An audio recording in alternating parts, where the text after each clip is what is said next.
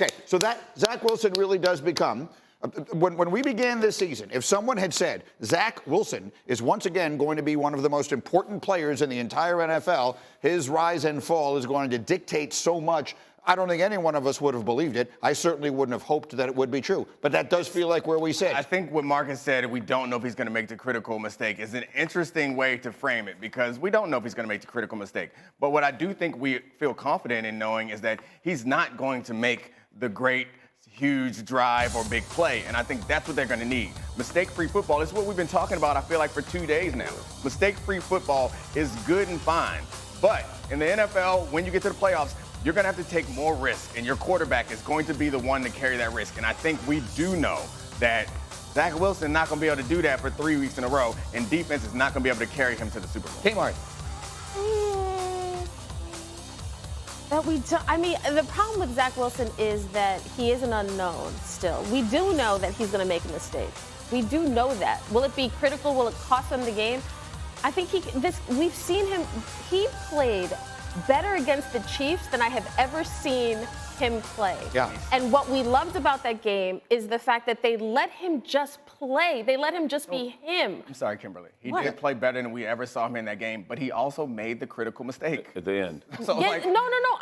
I get it. I think you have to understand that Zach Wilson, he's going to turn the ball over. Like, you got to go into it understanding that. But can he come?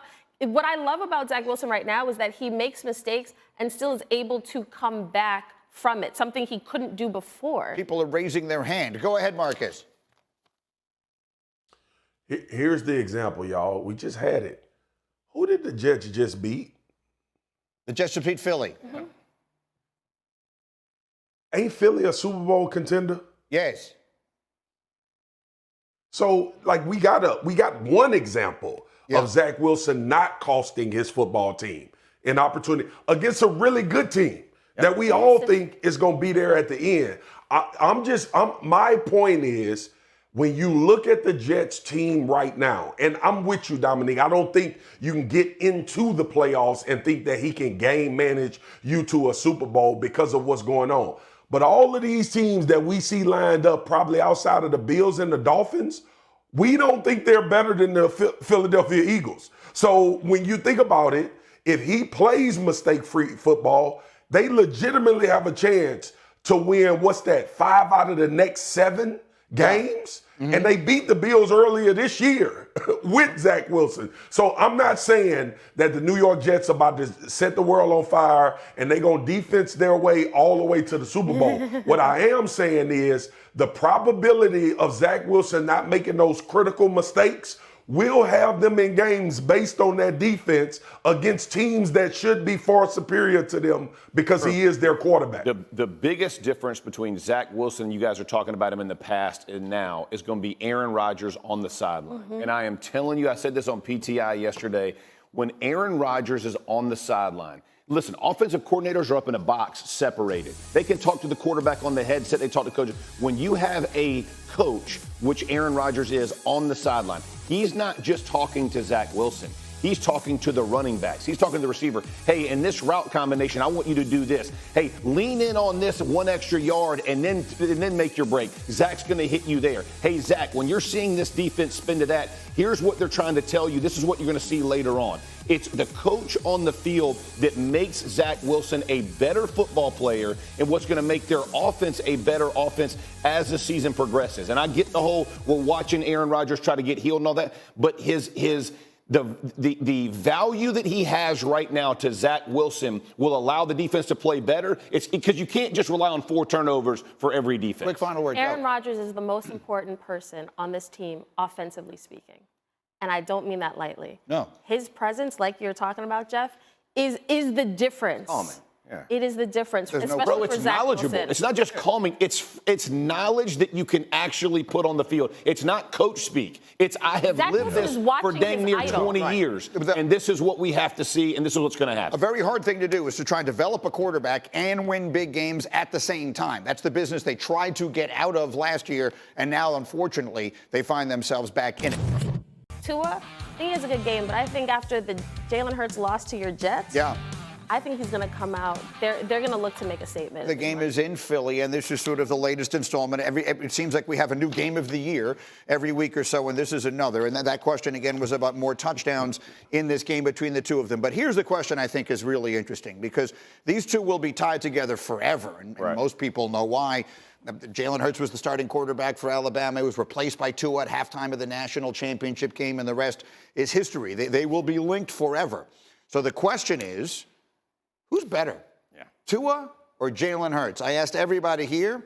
Answers are interesting to me. Neek, why do you say Jalen? Well, I mean, we've seen what Jalen's accomplished, and we see that Jalen, despite the fact that he missed a couple games last year, he doesn't have as serious an injury concern as you have with Tua. And his athleticism and running ability, again, because he doesn't have that serious injury concern, I think makes him a more dynamic quarterback. And there's certain things that happen when you get deep into the playoffs. There's a certain amount of respect that we give you and a certain amount of confidence that you add to yourself. This man played Super Bowl MVP caliber quarterback, with the exception of that one fumble. Like, we'd be talking about him very differently. And that's a place that Tua's never been. Like, we haven't seen him there, so he's going to have to get there before we put him on the same, at least for me, we put him on the same tier with I want to see Hurts. Tua's picture once, Marcus. Why do you say Tua? Because the word right is in there. I'm thinking we talking about this year. I didn't think we was going back throughout the history of he's their playing better career. right now. So right maybe now, like who's better? Yeah, Tua is better right now. Outside of the Buffalo Bills game, Tua has operated his offense as well as anybody in the NFL. And I get the concerns about, well, what if these things are not available? What if the first read is not there? Well, it's been there a whole hell of a lot this year. This was the quarterback that put 70 on the team this year. I don't want to get that misconstrued. And we can talk about weapons, and you can attribute that. But Jalen Hurts also has A.J. Brown and Devontae Smith and the best offensive line in the NFL. Jalen Hurts right now has 7 interceptions. He's not playing well. It's okay to say that. We know Jalen Hurts is a really good quarterback, but he's not playing to the standard that we think he should be playing at right now. We've talked about how this offense has sputtered. You know what offense ain't sputtered in 98% of the games this year? The Miami Dolphins. The dude that's leading that offense is Tua. So right now, I'll take Tua and those weapons and what they're doing offensively over what I'll take what Philly is doing right now. Marcus makes some great points. I think when you look at the Dolphins, the area that you can criticize or wonder about is their schedule. When they have played a really good team, it was the Bills, and they lost. So yes, I think if they go into Philly and beat the Eagles, I think it legitimizes not just what we think and what we hope, but it is actual proof now, like, okay, the Dolphins can go on the road and beat a really good team, a team that was just in the Super Bowl. It's not just about putting up gaudy numbers in the regular season. It is about having that resiliency and having to win those grinder games, like those bully games. Like we've seen the Eagles do that. We've seen teams do that. The Dolphins just haven't done that yet, and if they do it, we'll talk about it. But I think I could make the argument that the fact that they haven't had to do it is the best argument on Tua's side. We are living in a moment. We talked about this on the radio yesterday. Offense is way down in the NFL. Scoring is way down in the NFL. Miami has more yards in their first 6 games than any team in the history of the sport. You can't play better than Tua is playing. And maybe I am just inclined to want to give him extra credit because I have questioned him from the beginning.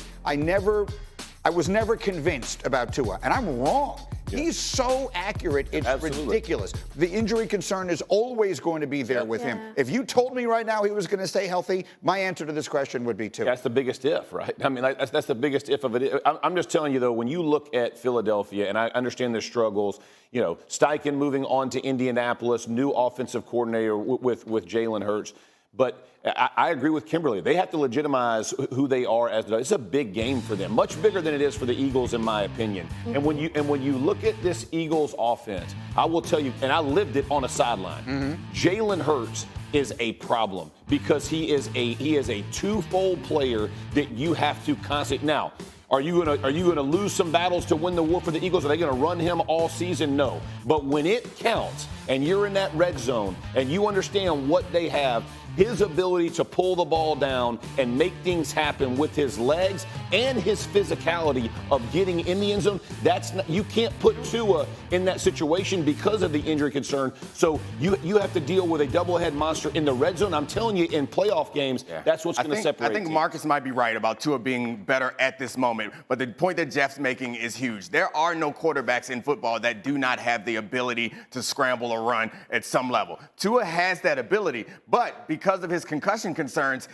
no matter how important the game is, there will not be a zone read to Tua. Right. And that is something that every offense in modern football has. You know, we like to use the term superpower. Tua's superpower is his accuracy. Yeah, absolutely. I think that's the best superpower. He is ridiculously accurate.